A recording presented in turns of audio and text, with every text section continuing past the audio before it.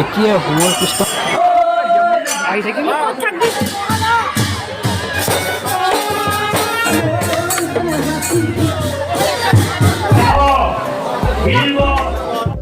Voter চাকিৰ পোহৰত যেন উদ্ভাসিত সকলোৰে মন প্ৰাণ আৰু চাৰিওফালে ধৰ্মীয় আধ্যাত্মিক পৰিৱেশে যেন বিৰাজ কৰিছে আমাৰ এই মন্দিৰ প্ৰাংগণত।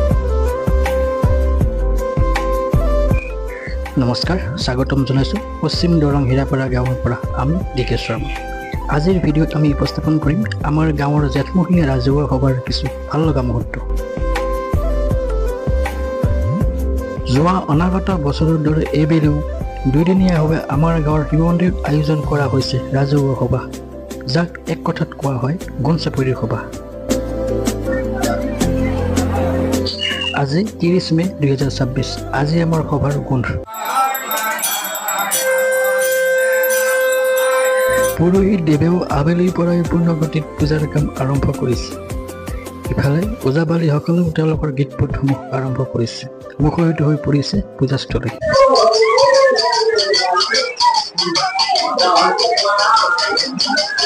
আমাৰ জেঠমহীয়া পূজা ৰাখি পূজা গাই আছে ওজাই। বৰ্তমান ৰাতি ভোগ আছে গোটেই মানুহৰে, আৰু ৰাতিটো ওজাৰ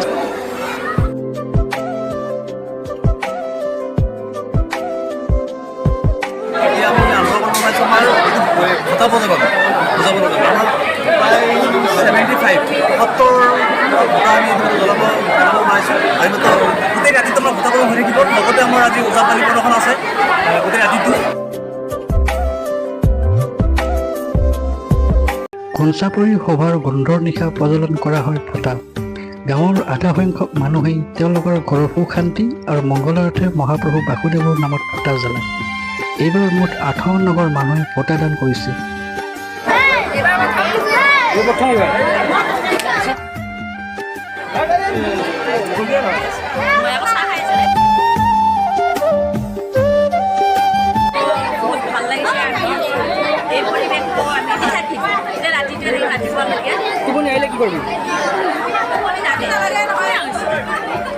আমি সকলোৱে আশা কৰোঁ ফটা জুয়ে যেন সমাজৰ পৰা হিংসা, অসূয়া, অশান্তি এইবোৰ দূৰ কৰি মানুহৰ মনত নতুন আশা, নতুন চিন্তা জগাই তোলে।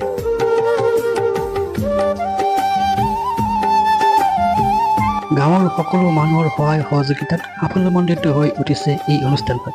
সঁচাই বৰ সুন্দৰ লাগিছে এই পৰিৱেশ, যিটো ভাষাৰে প্ৰকাশ কৰিব নোৱাৰি।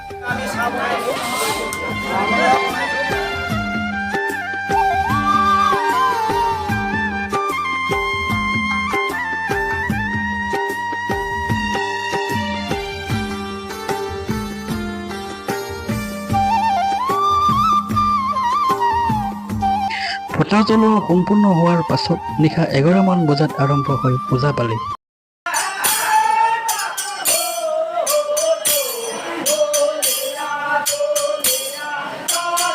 ওজাপালিসকলে গোটেই নিশা ধৰি ওজা উঠে আৰু ফটা দিয়া লোকসকলেও ৰাতিপুৱালৈকে তেওঁলোকে ফটা জ্বলায়।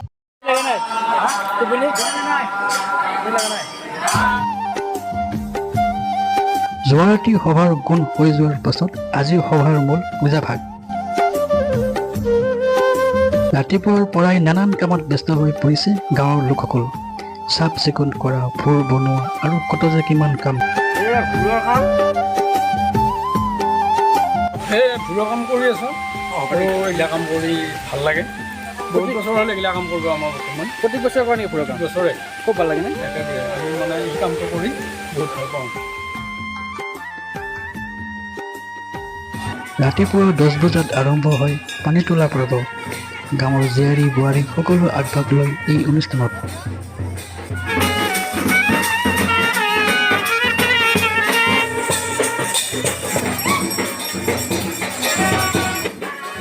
নানান ফূৰ্তি, ৰং তামচা আদিৰ মাজে অনুষ্ঠিত হয় এই পানী তোলা পৰ্ব।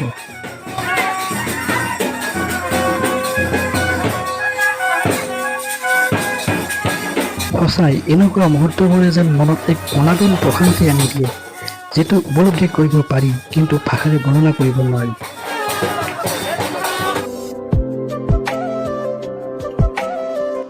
দিনৰ 12মান বজাৰ পৰা পূজাস্থলীত মানুহৰ আনাগোনা বাঢ়িব ধৰে। পুৰোহিত দুদায়ো হোম পূজাত ব্যস্ত। ইফালে ওজাপালিসকলে সুন্দৰভাৱে সুৰ লগাই বন্দনা জুৰিছে। বৰ্ণাঢ্য কাৰ্যসূচীৰে পালন কৰা হৈছে। আমি বহুত মানুহখিনি সহযোগ কৰে আমাৰ ইয়াত। মানুহ আমাৰ 126 ঘৰ আছে।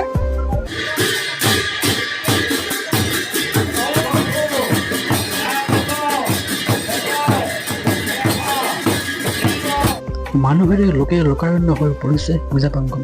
এতিয়া সময়ত পুষ্পাঞ্জলিৰ সময়। আমি সকলোৱে মিলি মহাপ্ৰভু বাসুদেৱক স্মৰণ কৰি সময়ত পুষ্পাঞ্জলি দিলোঁ।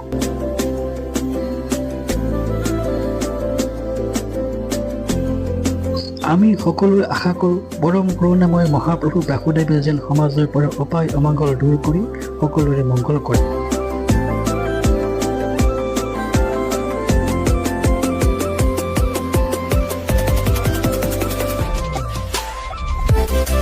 আমাৰ গাঁৱৰ সভাত এই ভোৰ দিয়া পৰম্পৰা অতীজৰ পৰাই চলি আহিছে।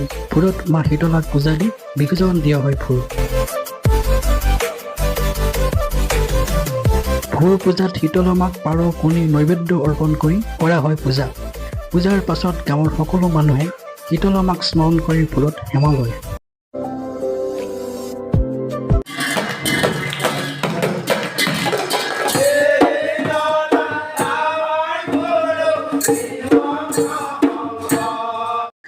ৰাজহুৱা পূজা বুলি ক'লেই নাচ গান তামচা ফূৰ্তি এইবোৰতো থাকিব।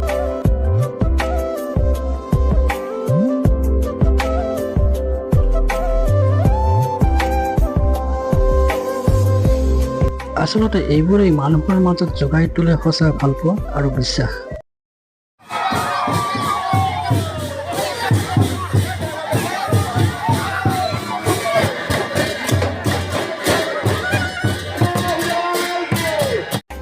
ৰং তামচা ফূৰ্তি আদি কৰি গোটেই গাঁও প্ৰদক্ষিণ কৰা হয় ভোৰ।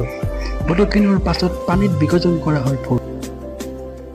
আমি তিনিদিনীয়া প্ৰগ্ৰেম লৈছিলোঁ। শনিবাৰ দেওবাৰ সোমবাৰ ভালে উঠিলে ভগৱানলৈকে চলি আছে। ভগৱানৰ কৃপাত আবেলি সভাস্থলীত ওজাপালি প্ৰদৰ্শন হয়।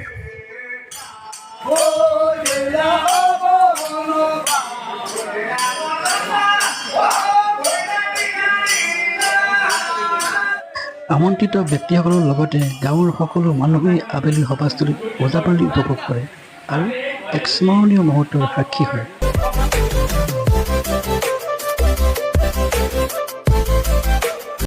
এইদৰে গ্ৰামীণ জীৱনৰ পৰিক্ৰমাত এই অনুষ্ঠানবোৰৰ জৰিয়তে মানুহৰ মাজত শান্তি আৰু ভাতৃত্ববোধৰ ভাৱ গঢ়ি উঠে আৰু মানুহক বিচাৰি পায় এক স্বৰ্গীয় মাদকতা।